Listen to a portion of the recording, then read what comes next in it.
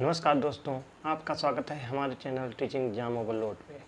आज के सेशन के अंतर्गत मैं एनसीईआरटी क्लास 6 साइंस के चैप्टर 7 पौधों को जानिए के बारे में चर्चा करेंगे।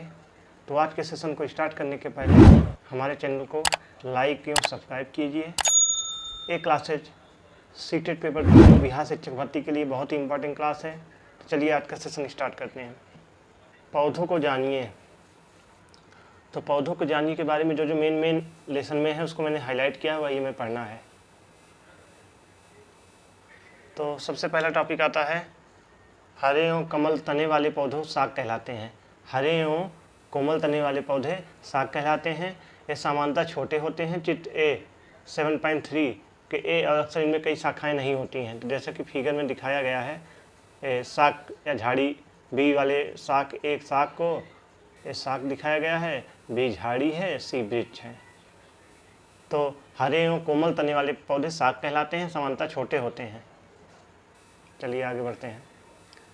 कुछ पौधों में शाखाएं तने के आधार के समीप निकलती हैं। कुछ पौधों में शाखाएं जो होती हैं और तने के आधार के समीप निकलती हैं। तना कठोर होता है परंतु अधिक मोटा नहीं होता, इन्हें झाड़ी कहते हैं।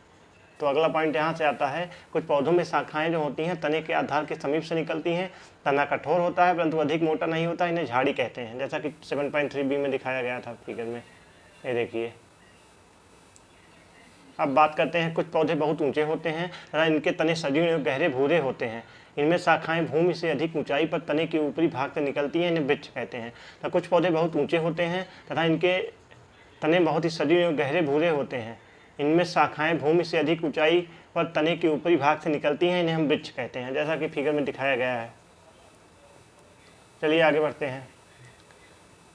कमजोर तने वाले पौधे सीधे खड़े नहीं हो सकते और ये भूमि पर फैले जाते हैं, इन्हें हम विसर्पी लता कहते हैं। तो अगला टॉपिक में बनता है कि कमजोर तने वाले पौधे सीधे खड़े नहीं हो सकते हैं और ये भूमि पर फैल जाते हैं, इन्हें हम विसर्पी लता कहते हैं। जबकि कुछ पौधे आसपास के ढांचे की सहायता से ऊपर चढ़ जाते हैं, ऐसे पौधे आरोही कहलाते हैं। जबकि कुछ पौधे ऐसे भी होते हैं जो आसपास के ढांचे की सहायता से ऊपर चढ़ जाते हैं, ऐसे पौधे आरोही कहलाते हैं। चलिए आगे बढ़ते हैं।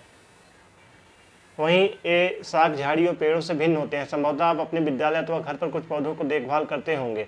अपने घर अथवा विद्यालय में पाए जाने वाले वृक्ष, झाड़ी अथवा विसर्पी लता के दो पौधों के नाम लिखिए। ऐसा प्रश्न में बच्चों से करना चाहिए।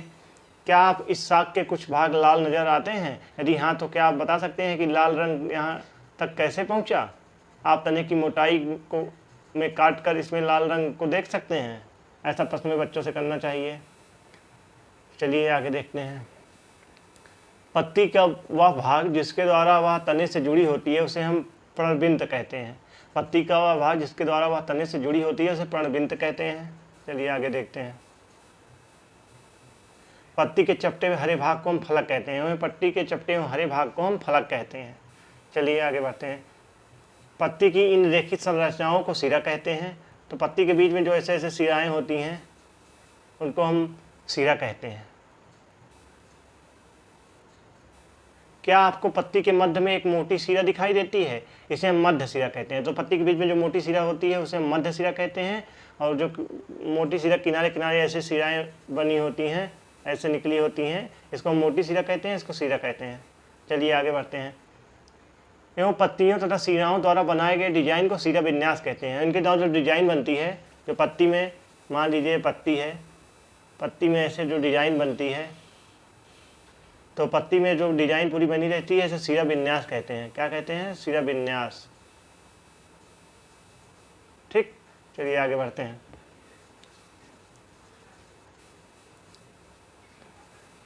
यदि यह डिजाइन मध्य सिरा के दोनों ओर जाल जैसा है तो उसे हम सिरा विन्यास या जालिका भी कहते हैं।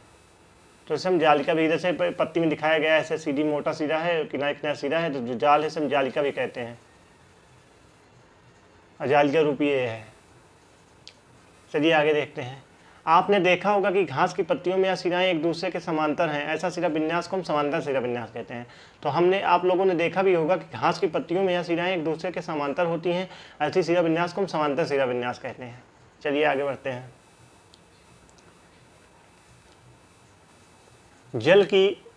जल की यह बूंदें पत्ती से जलवाष्प के रूप में निकलती हैं, इस क्रिया को हम वाष्पोजन कहते हैं। तो जल की यह बूंदें पत्ती से जलवाष्प के रूप में निकलती हैं, इस प्रक्रिया को वाष्पोजन कहते हैं। इस प्रक्रम के द्वारा पौधे बड़ी मात्रा में जल को वायुमंडल में छोड़ते हैं। आप इसके विषय में अध्याय 14 में पढ़ेंगे, तो आगे हम लेसन 14 में इसके बारे में विस्तार से चर्चा करेंगे। चलिए अभी आगे बढ़ते हैं। परंतु पत्तियां प्रकाश और हरे रंग के एक पदार्थ की उपस्थिति में अपना भोजन बनाती हैं। इस प्रक्रिया को में जल एवं कार्बन डाइऑक्साइड का उपयोग करती हैं। तो पत्तियां जो होती हैं प्रकाश और हरे रंग के एक पदार्थ की उपस्थिति में अपना भोजन बनाती हैं। इस प्रक्रिया में जल एवं कार्बन डाइऑक्साइड का उपयोग करती हैं। इस प्रक्रम को हम प्रकाश संश्लेषण कहते हैं। इस प्रक्रम में ऑक्सीजन निष्कासित होती है। पत्तियों द्वारा संश्लेषित भोजन तथा पौधे के विभिन्न भागों में मंडल के रूप में संग्रहित हो जाता है। तो पत्तियां प्रकाश और हरे रंग के एक पदार्थ की उपस्थिति में अपना भोजन बनाती हैं। इस प्रक्रिया में जल एवं कार्बन डाइऑक्साइड का उपयोग होता है। इस प्रक्रम को हम प्रकाश संश्लेषण कहते हैं। इस प्रक्रम में हम ऑक्सीजन निष्कासित होती है। पत्तियों द्वारा संश्लेषित भोजन तथा पौधे में विभिन्न भागों में मंडल के रूप में संग्रहित हो जाता है। चलिए आगे बढ़ते हैं।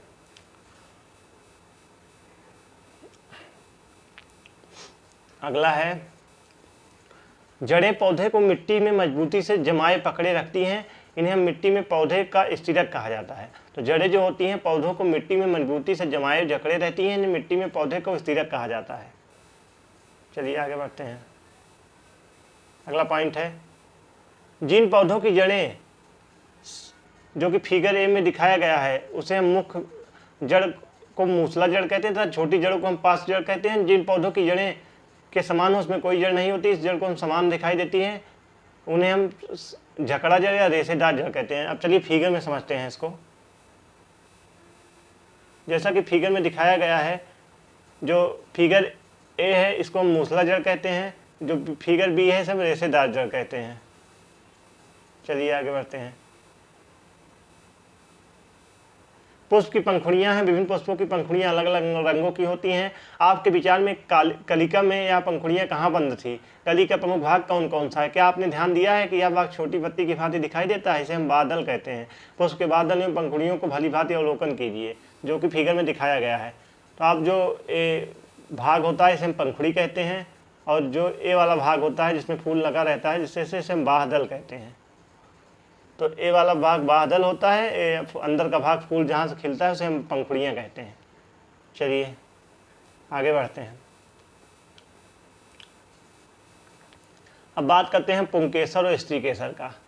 तो फूलों का जो ए भाग होता है इसे हम पुंकेसर कहते हैं, एवं जो ए वाला भाग रहता है इसे हम स्त्रीकेसर कहते हैं। चलिए आगे बढ़ते हैं। पुंकेसर के भाग इसमें भी दिखाए गए हैं। जो ऊपर का भाग होता है इसे हम परागकोश कहते हैं, इसे हम तंतु कहते हैं। ये जो बीच में ऐसे बना रहता है इसे हम बीजांड कहते हैं। आगे हम बात करेंगे। तो पुष्प के केंद्र में स्थित भाग को हम स्त्रीकेसर कहते हैं। तो जो पुष्प के केंद्र में स्थित भाग होता है उसे हम स्त्रीकेसर कहते हैं। अब एक पुष्प के अंडाशय की संरचना का अध्ययन करेंगे। तो अंडाशय में छोटी छोटी गोल संरचनाएं दिखाई देती हैं, इन्हें हम बीजांड कहते हैं। जैसा कि इसमें छोटी छोटी गोल गोल संरचनाएं दिखाई, इसे हम बीजांड कहते हैं। चलिए आगे बढ़ते हैं।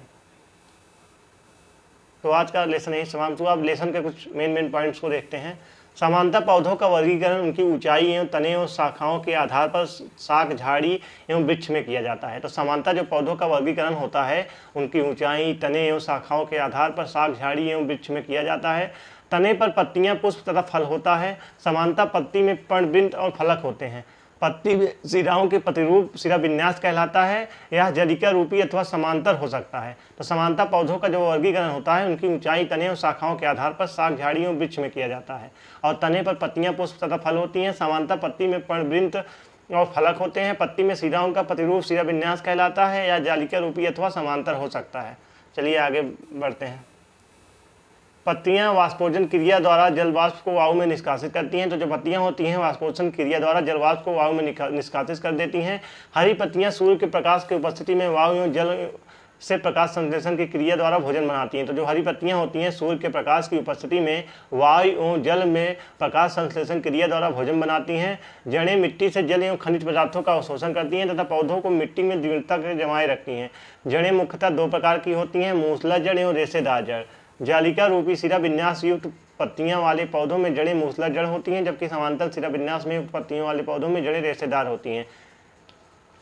तने द्वारा पत्तों से पत्तियों और दूसरे भागों को जल और पत्तियों से भोजन पौधों के अन्य भागों तक पहुंचता है। पुष्प के विभिन्न भाग जैसे बाह, दल, पंखुड़ी, पुंकेसर और स्त्रीकेसर होते हैं। तो आज का लेसन यहीं पे समाप्त होता है। आज का लेसन एनसीईआरटी क्लासिक साइंस के चैप्टर 7 को मैंने कवर किया, जो कि बहुत ही इंपॉर्टेंट क्लास थी सीटेट पेपर 2 एवं बिहार शिक्षक भर्ती के लिए। तो आज का सेशन यहीं पे समाप्त करते हैं। कल फिर मिलते हैं किसी नए सेशन के साथ। तब तक के लिए धन्यवाद।